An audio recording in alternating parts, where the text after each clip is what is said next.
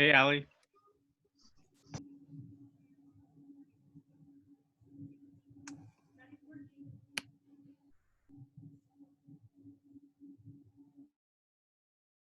Hey guys, how's everyone doing so far? Doing okay. Good deal. We'll wait and kind of let a few other people hop on and then we can get started.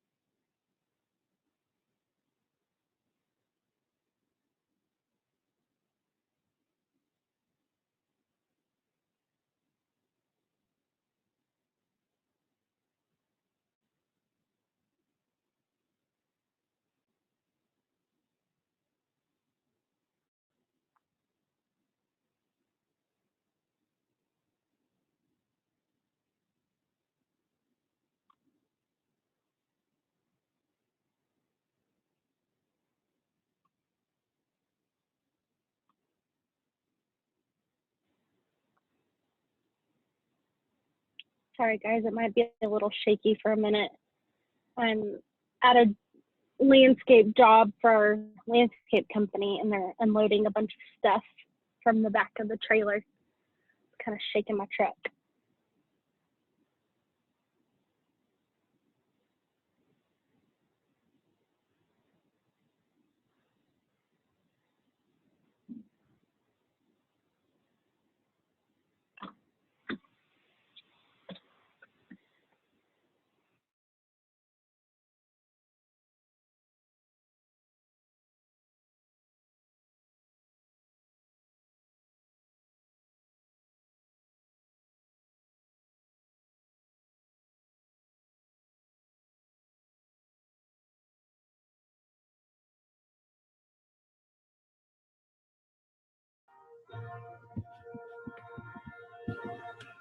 I love Fall in love with an Up TV premiere movie.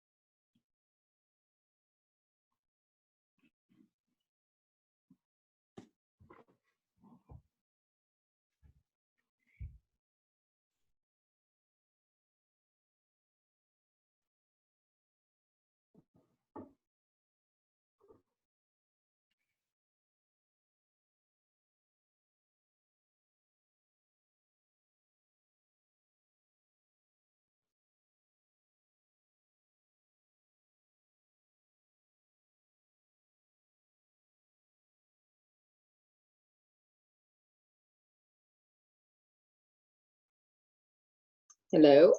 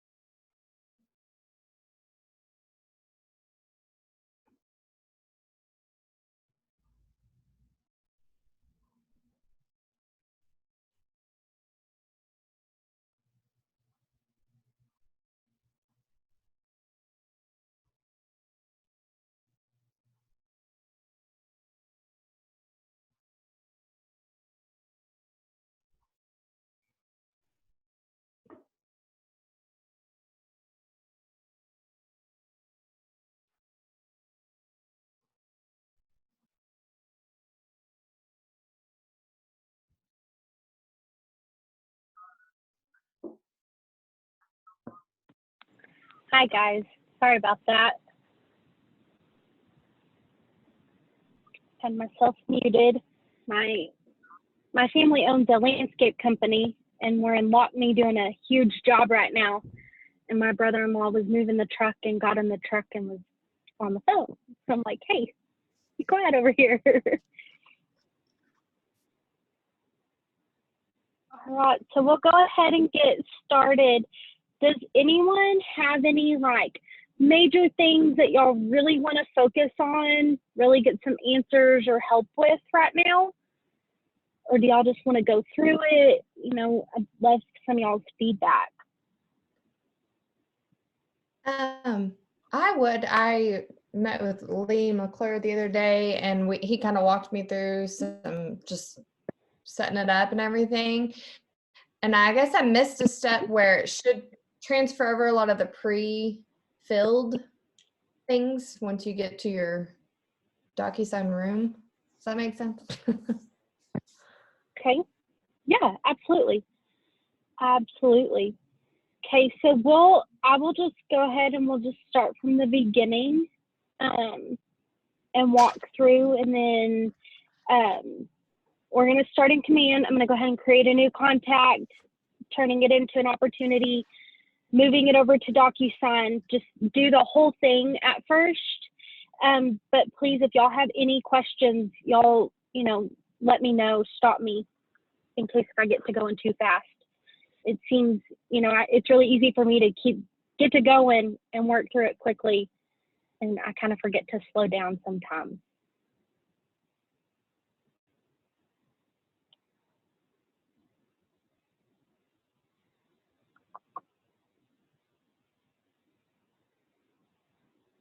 Let's see here. Give me just a second.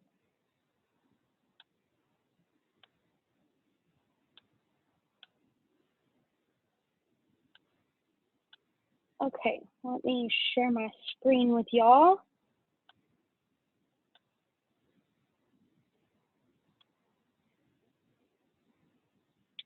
Okay, so we are just in our command dashboard, and we're going to create a new contact. So I got to command by going to agent.kw.com. I used my login credentials, and it brought me to this dashboard. So now I'm going to click over here on the little people on the left-hand side. And this is going to bring me to my contacts. From here, I'm actually going to click Add a Contact.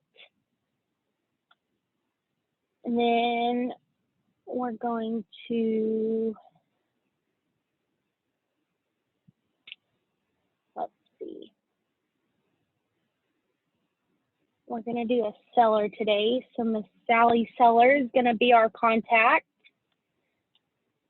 I'm going to give her an email address.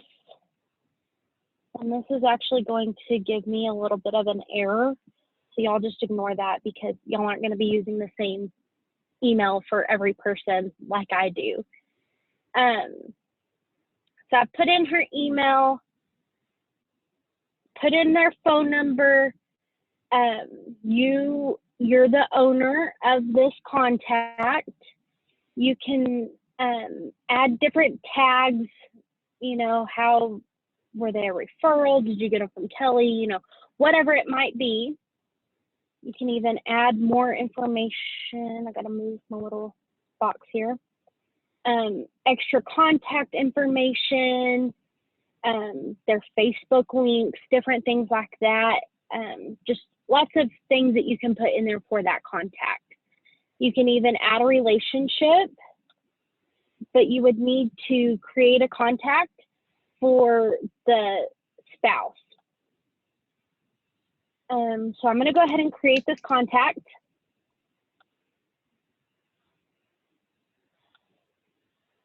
Let me say that. So I'm going to erase her email for now. Is it better to, if you have a husband and wife, just do the main contact and then add the spouse that way, not do a whole separate?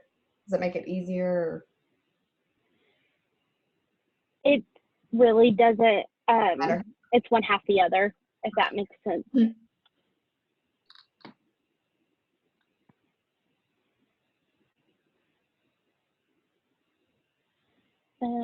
Let me pull that contact back up.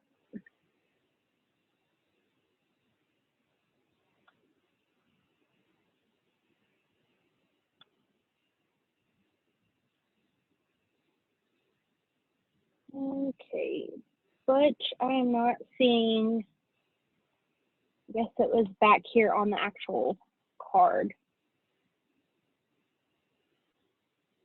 You know how you have that chat. contact list and it says stage on the column?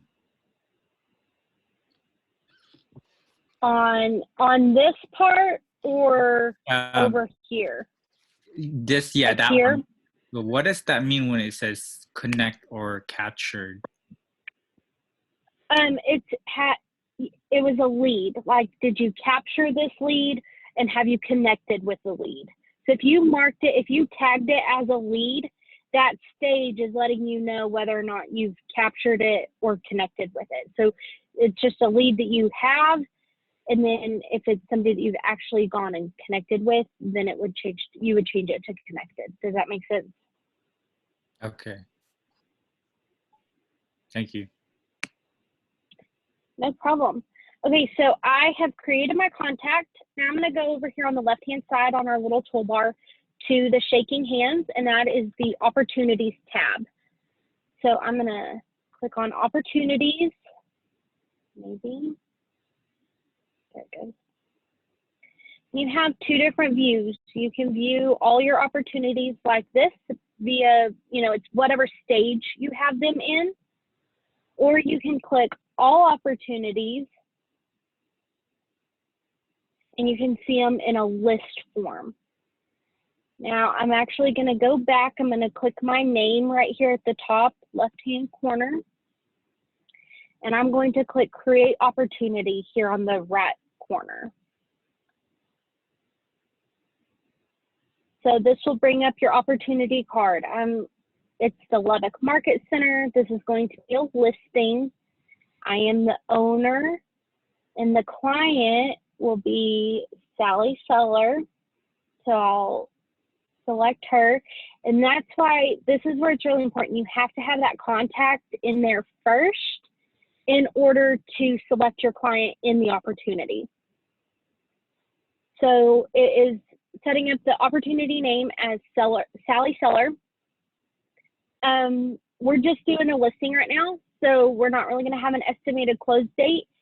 I'm going to say our estimated list price is going to be $125,000. And for your commission rate for a listing, it will be 6%.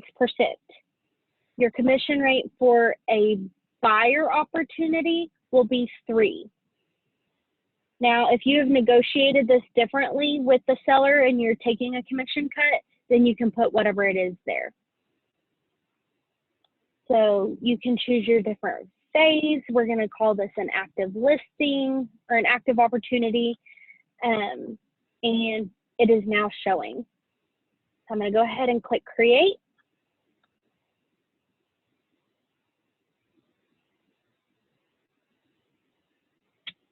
Okay, so now this brings us to the details section of that opportunity. Now, when you get in here to this part, we've kind of said fill out the details section as you can. Now it is super important that you fill out the details section. Whenever you put your property address in the property section, this is how you will connect the listing, or even through a buyer, you need to put that address in there, because this is how you're going to connect it to be able to move on to the offers tab and put in your offer, accept your offer, and move on to the commissions tab. Does that make sense to everyone? Okay, so I'm going to put 1234 Main. Actually, y'all, I'm not going to put an address in there because it's going to connect to KWLS, and we do not want to do that today for a fake file. So normally I want y'all to come in, fill this out as much as you can, fill out this property information, and fill out your seller's worksheet, stuff like that. So now we are ready to access all of our documents in DocuSign. Does anyone have any questions up to this point? Okay, No, ma'am. so we're gonna click on this Documents tab. No, you're good. When it says on the details, I can't make it go down a little bit. When it's talking about commission, if I'm the listing agent and I have negotiated it, can you scroll down just an itty bit so that I can see where it's talking about the commission part? Yeah. So if I'm the listing agent, the selling agent, you go ahead, you don't put anything on the buyer's commission. You just put that the seller's agent commission. Correct. You don't? Correct. Okay, thank you. No problem. And that's just kind of like I believe this is going to be kind of like your net sheet that you would present to the client. Okay.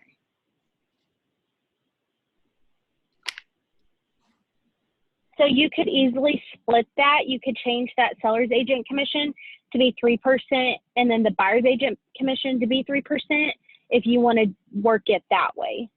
Okay.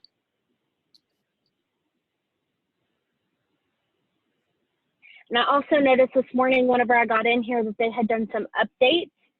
And so y'all bear with me because some things have changed and I haven't figured all of that out. But I noticed in the Documents tab, we did have some updates. So now we're going to click on this Documents tab.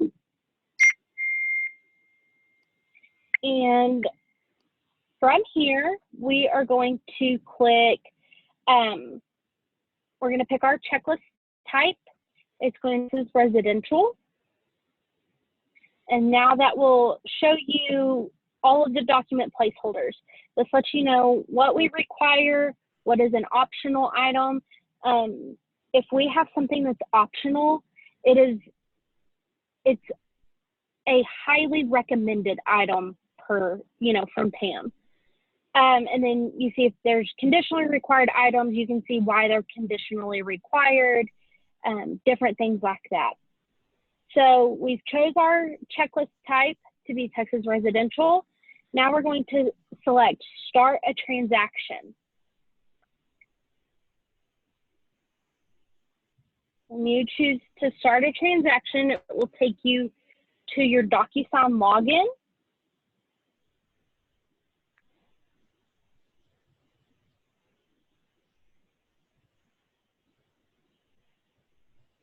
And you will log in,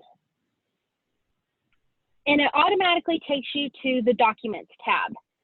So I actually want you to take a step back and go to the Details section of the room and fill this out as much as you can. Whatever you put in here, a bunch of this information will actually auto-populate over into the documents themselves. And as you can see, Sally Seller is already on here. And so it's pulled some of the information from Command, from the detail section in Command. So we're going to edit this. We're going to make sure we put her email address in here.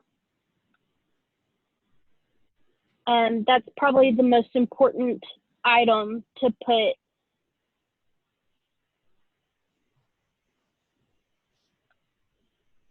in here next to the actual address.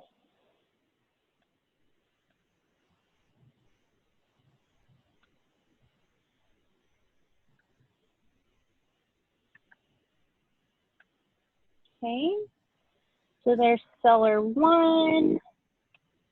We'll go ahead and list her husband, Joe Seller.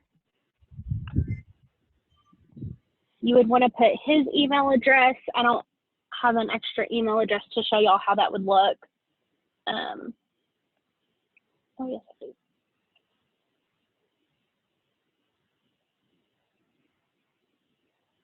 Just kidding. Sorry, I'm going to use my brother-in-law's email address. Same address.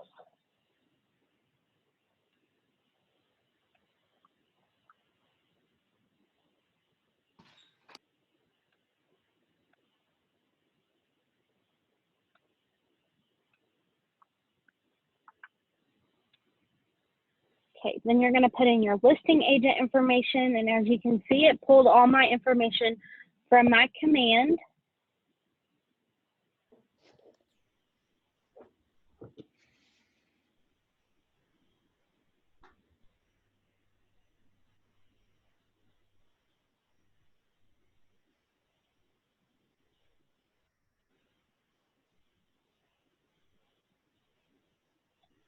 Okay, so now I have, oh, sorry guys.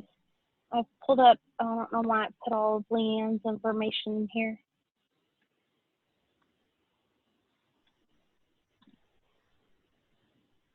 Okay, so we don't have any buyer information. So we're just going to fill out this listing seller and listing agent information. Then you can, so everything on the right is going to be people information. Everything on the left is going to be property information. So you can choose your local currency, United States dollar. You can put the MLS ID in there if you already have it. This is always something that you can come back and change later. You'll need to put the property address here.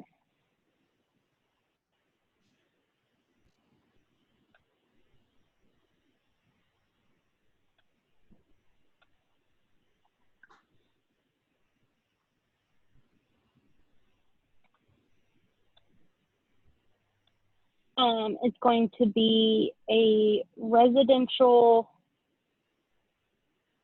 detached. Okay, so the residential attached is like a duplex. The residential detached is just your normal single family home. And you can put the year it was built. Oh, I don't know what is happening here. We're gonna say it was built in 2012.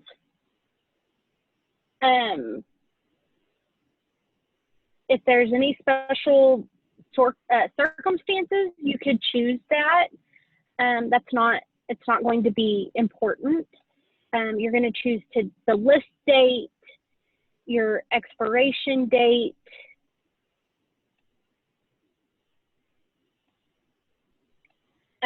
the list amount.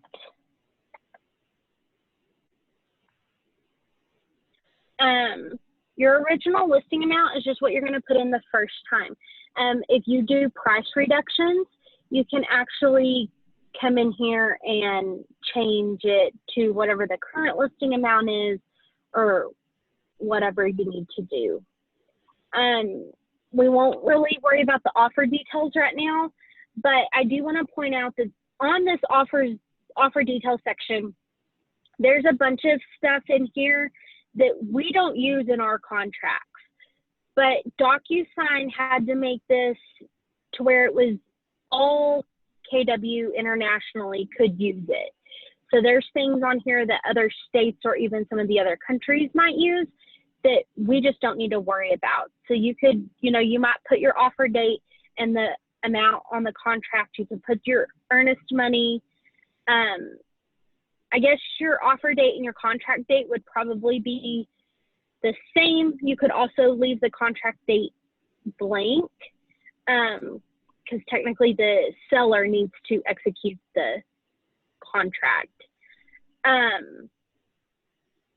Pretty much the rest of this doesn't, the numbers don't quite calculate over into the appraisal addendum and stuff correctly. So I would just ignore the rest of this. You could put your close date and your financing type if you choose. Don't really have to worry about this high bid confirmation. The closing details, you can fill that out, whenever the contract was sent to you, when the contract was executed, different things like that. And then you can, kind of, some of this is optional, this additional information. However thorough you want to be for your file, you can pick and choose on exactly what all you want to put in here. But filling this out thoroughly helps it communicate with your documents. So now we've filled out all of this. Does anyone have any questions up to this point?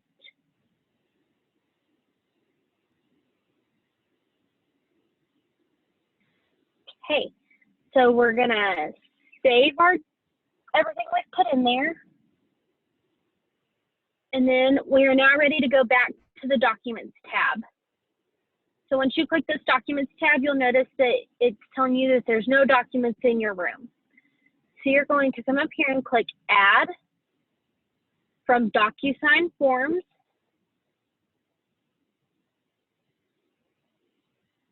And then you can either choose the Forms Library or Forms Group. Now, if you are wanting to just pull in all of the listing documents that we require, then I would suggest choosing the Forms Group. When you choose that Forms Group, you'll then select your group as listing documents, and it will show you all of our documents that we require. Everything on here is required. Not all of them say required. So you need your listing agreement, you need your wire fraud, you need joy title, that general information and notice to sellers it's one of those optional but highly recommended items. Your information about brokerage services is required, and then your seller's disclosure notice. You can provide your client with your protect your family from lead in your home. It is not a required item. The net proceeds is not necessarily a required item either. However, it is definitely a very highly recommended form.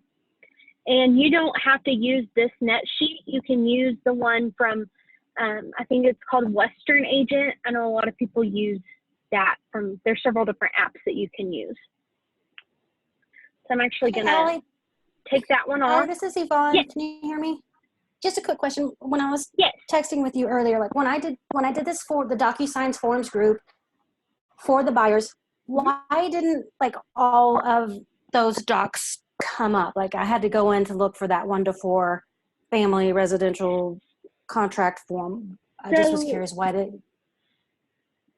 So we set these groups up to be just your representation docs, just your initial client representation. So either your listing rep or your buyer's representation.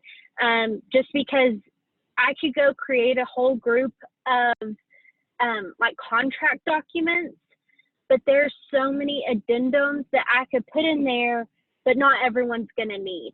So we kind of left it to where you have to kind of go find some of those items, but I didn't put them all in the group because it's not going to be applicable for every situation. Does that make sense? Yes, absolutely. Thank you. Okay, no problem. So we're going to select this group of documents. It tells me I have 6 forms selected. I'm going to click Add. Now I'm going to go back into this and show y'all. You can see all my documents are here. But if I click Add again and go back to DocuSign Forms, if I choose this Forms group and select Forms Library and choose from a library, if I choose this KW238, these are our disclaimers from Joy Title, Texas Tech, and then the investor disclaimer, which you need to provide to people who are investors. If you choose this Texas Association of Realtors, this will give you the entire TAR library.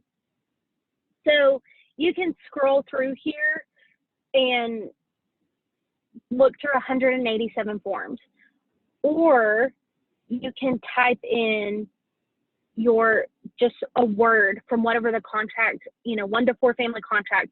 So I can just type in 4 and find it. If you're looking for the third party financing, just typing in third pulls that up, different things like that. So if y'all are having a hard time finding different forms, they're probably under here, and you're going to have to be if you're trying to look for it by searching, using that search bar, you're going to have to be kind of specific and try different words to try to get it to pull up. Any questions on that? I do. Okay, so just to understand, if you do the DocuSign, the first drop down, if you do the DocuSign forms group, that should pull over the forms that are required or highly recommended. Yes, for the representation. Okay. So this is only for like your listing agreements and stuff, like to send to the seller initially, or to the buyer when you're ready to go start showing homes. Okay. So the forms groups are really set up just to be your representation items. Okay. And I can work on trying to get a group of like just under contract documents if y'all would like me to, but it's going to be very basic, just basically your 1 to 4 third party and appraisal addendum. Other things like your HOA, stuff like that, you would have to go find because not everything's going to require that. So if that's something that y'all would like to see, y'all just kind of maybe comment with like a thumbs up or something, and I'll work on that. Okay, so we're back in the documents. I just canceled out of that because I don't want to add any more right now. Whenever you pull this up, each document is going to be blank. So now I'm going to click in here.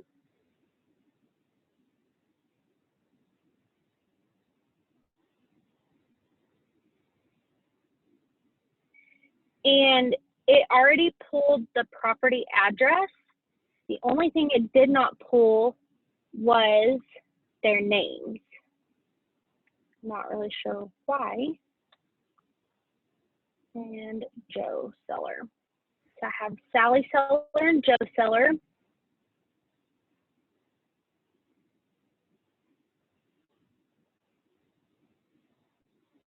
Okay, so I'm going to fill this out. I'm going to click Save and Close.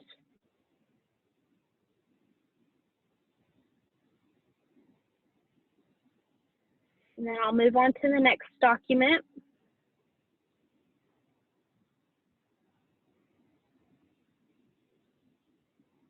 This one's your general information and notice to buyers and sellers. And you can put the client's name at the top. And once you fill it in on that first page, it will automatically put it on the following pages. And you'll want to come down here, put the broker's printed name, which is Keller Williams Realty. And then you'll have, everyone will sign. And then you'll save and close.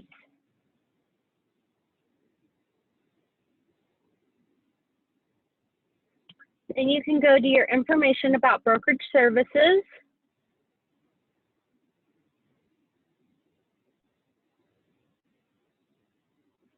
And you can come in here and you can fill each of these out, or you can use a template. And I have actually provided y'all with a template that has all of the broker information on. So I'm going to show you how we're going to access that in just a second. So I'm not going to fill this one out right now, but we are going to move on to the listing agreement. Does anyone have any questions up to this point? Okay. So now we're in the listing agreement. You can see it's got each seller listed. It has the address listed. I'm not sure why it's putting Lubbock as the broker. That will need to be Keller Williams Realty.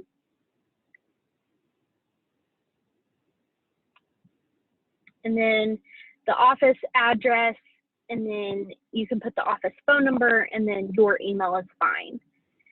You would come in and fill out the legal description.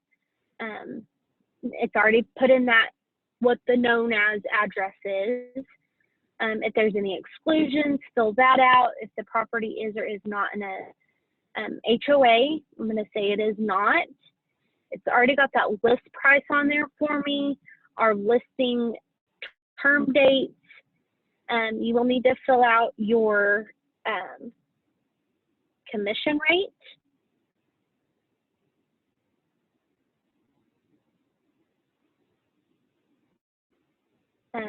Fill out your protection period, Lubbock County, different things like that.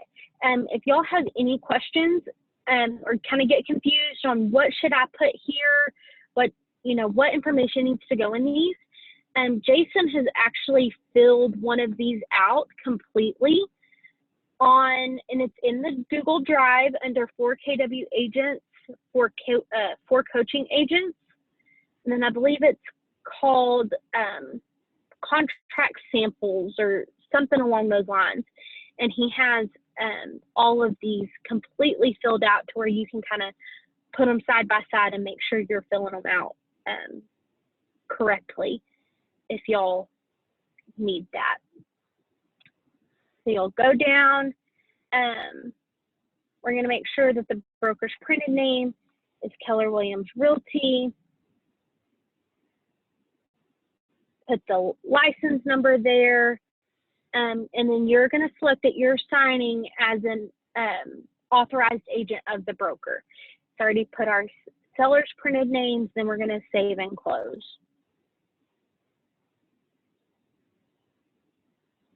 Do y'all have any questions on the listing agreement? Okay, so then we're going to go to the seller's disclosure notice. And there's really nothing on here that we need to put in the seller's disclosure. In fact, we shouldn't be filling it out at all for them. And you can see it won't even let you select anything. I would just click in and make sure that the address is right there at the top of page 1, and then on the tops of pages 2 through 6, because that is something that I will send it back for. So I would just click in here and make sure that everything's there and that the client printed name is there, which doesn't need to be in the buyer spot. Okay, so we're going to save and close.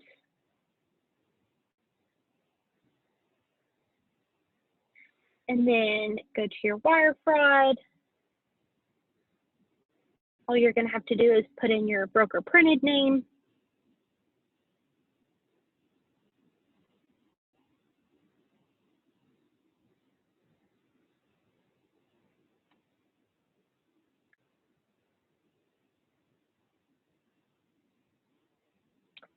And then you will select that it's for the seller.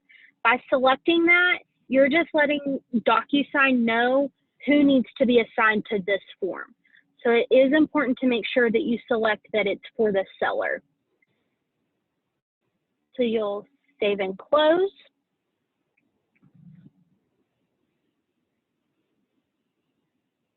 So we have our information about brokerage services, our listing agreement, wire fraud, joy title, general notices, and our seller's disclosure. That's all of our required documents. So now we're going to say we have everything filled out and we're ready to send it to our client to sign. So I'm actually going to just click this little button up here in the top that says select all. So you're going to go ahead and select every document. If you are needing to just choose one form, you can hover over it and see that a little dot appears in the top left-hand corner of the document, and you can actually select it that way. But for right now, I'm just going to select all of them, and then I'm going to click this little pencil right here that appears in this toolbar that says DocuSign. Does anyone have any questions up to this point before we move on? Okay, so I'm going to click DocuSign. And this is going to prepare everything and put it into an envelope for me. So from here, because of the time that we're in right now, we're getting this new listing. So I'm going to need the COVID-19 forms. So I am in this envelope, and now I'm going to click Use a Template. I will also, then I'll choose Shared with Me.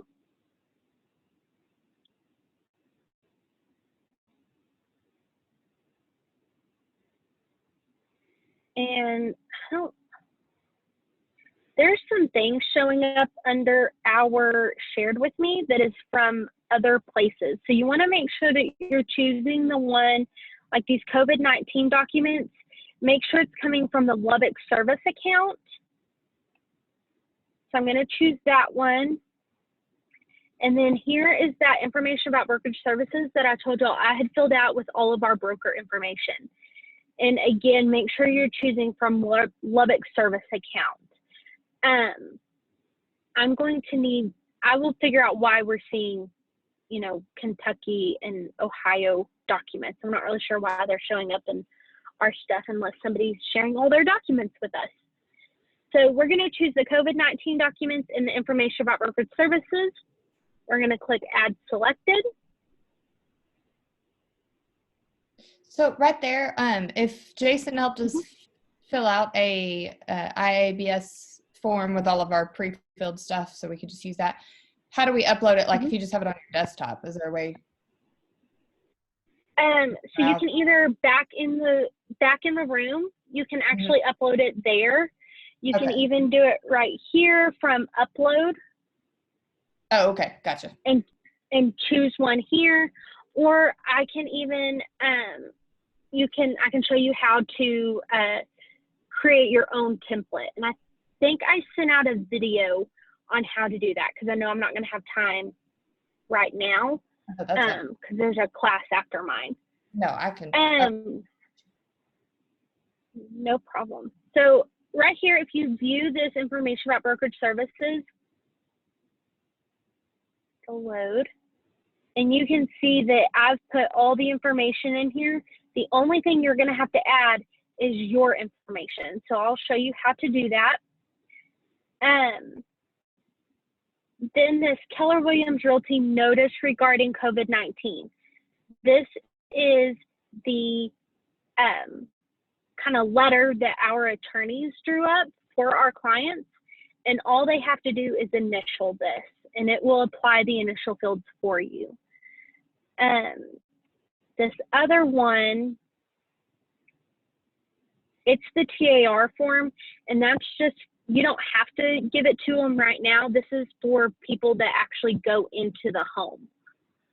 So you can even, if you don't want that document, you can click the X and remove it from the envelope. I'm going to remove this blank IBS. So now I have all my documents, and I'm ready to make sure that all the signature fields are applied. So I'm in the room. You can name your envelope with, these are the seller listing docs. This envelope name is going to be, that's just for your purposes, so that whenever you are looking through and you're like, I had an envelope open, you'll know this is the one I need. When you scroll down, this message to all recipients, the email subject line is just that. Whatever you email, whenever you send this email to your client to sign, this is what they will see. You can send them a message, whatever you need to do there. So right here on Add Recipient, you're going to click Add Recipient, and you're going to want to choose this pre-tagged roles. When you choose pre-tagged roles, we don't have a buyer, so we're going to choose Seller 1 is going to be Sally Seller. Seller 2 will be Joe Seller. Make sure you're choosing the one that has their email address. Put yourself as the listing agent. There is no buyer's agent. the sales agent associate's name on the IBS, you don't need anything on that one. So you notice it only gives you a few options, and it will still apply it to all of the documents. So we're going to click Add Selected.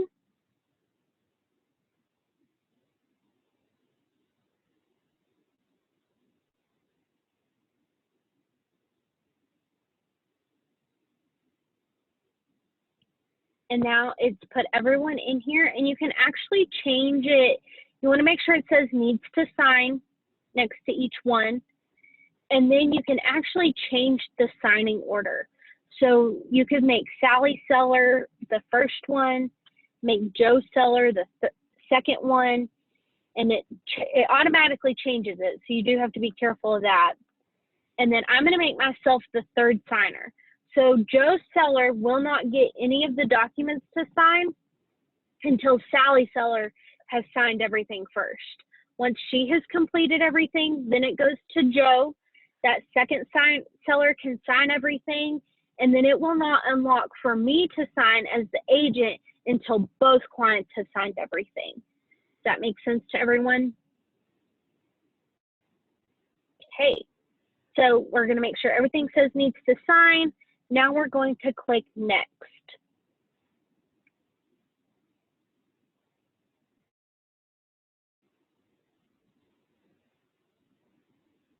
Takes it a minute, puts everything in here, and it will actually give you a preview of all of the forms. And if you use this little drop down right up here at the top left-hand corner, you'll see each person has their own color. So right now we're viewing it as Sally Seller.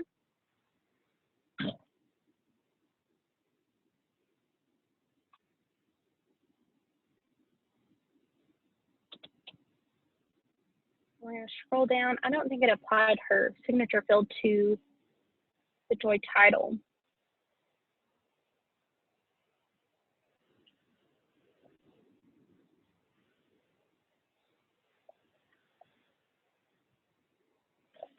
There we go. Okay, so you'll have to go back up. You'll want to make sure that each form has their colors on it. So you have Sally Seller, Joe Seller, and your agent color on here. And again, you'll see it on all of the documents. We're going to actually skip down here to this information about brokerage services.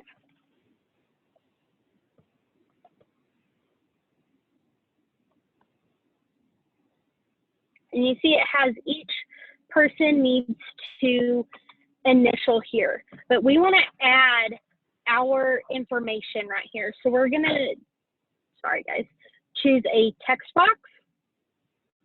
We're going to put it right here. You're going to add your text in it. I can spell my own name today. So right here, I've put my name in it. But right now, as it stands, only Sally can see this. So I'm going to actually change it to be a read-only field.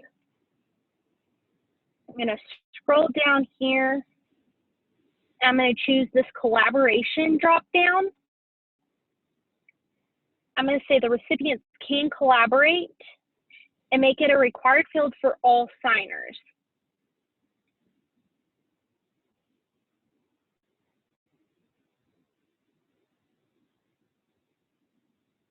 Should. Okay. So now if I choose Joe Seller, he can still see it. If I were to leave it without the recipients can collaborate, Joe Seller would not be able to see that once I put it into that signing motion. So we're going to leave it as recipients can collaborate, and it's a required field. And then you would add your text box to each line and do that for every text box. Does that make sense to everyone? Okay, so then you can scroll down, make sure all the others have them applied. we'll go back up and here's the seller's disclosure. Okay, so on the seller's disclosure, this is why it's super important to make sure you've chosen that pre-tagged roles option at the beginning, because doing so, you're not going to have to apply anything to this seller's disclosure. It is already set up to where they can go in and select everything that's here. And then only one of the sellers will be able to make any of the selections, and the second seller will only sign or initial. So we'll go back up, and we notice that our first form, the Joy title, did not have our signatures on it. So we're going to apply that signature field. I'm going to go to Joe Seller, apply his signature field. You can change the size however you need to, and make it fit in the box if you want. So now you're ready, everything's done, you're ready to send it to your client. This recipient preview button is really kind of your last chance to look at the document, how they're going to see it, and really go over everything. Because as soon as you hit send, it's gone, and there's no, are you sure you want to send this? So you can kind of go through here. You can even click through it like they're actually signing it. Notice how easy it is. It just skims over the entire page. So whenever you send this to your clients, I want you to tell them to go through and read the document completely. Make sure they understand it. If they have any questions, to call you. You can go over the forms with them. Because you want to make sure that they're really understanding what they're signing, and just to tell them to read everything before they hit start, because it's really easy to just miss what you're signing. So then if you scroll up, you're like, oh, this is what this page is. If you hit next, it skips a page. So page 4 didn't get initialed. Does that make sense to everyone? Okay. So gone through it, you think everything looks right, you're ready to send it to them, so you just click send. If you're waiting on some information, but you wanted to go ahead and make sure everything else was done, you can actually come in here, get all this set up, and then you can actually go back to the envelope, and it will still save everything how it was. You can even save and close this envelope, and then go back to it at a later time. And then once you're ready, click that next again, go ahead and send it to them.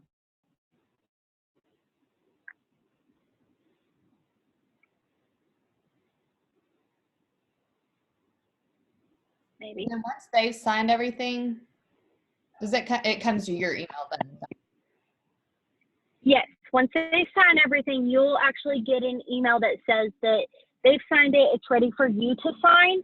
And then once everyone has signed it, everyone will get an information or a email that tells them that their documents are ready to be viewed, and it actually sends them a copy of all of the signed documents. Awesome. So you can send it to them. I'm not gonna send it because it's just gonna go straight to me. So we'll save and close. So now you've gotten all of your signed documents back, and you're ready to put it into command to send to me for compliance. So you're actually gonna go back to command. You're gonna come to the documents tab, and then right here beside each document placeholder, you see this add a file. So you'll want to choose add a file from DocuSign. And then it'll pull up all of the documents that are in your DocuSign. The ones that are signed that you need to put in for compliance will say at the very end, it'll say .signed after that PDF. So you'll want to make sure you choose the signed version, but we're going to choose the information about brokerage services. and then you'll click Assign.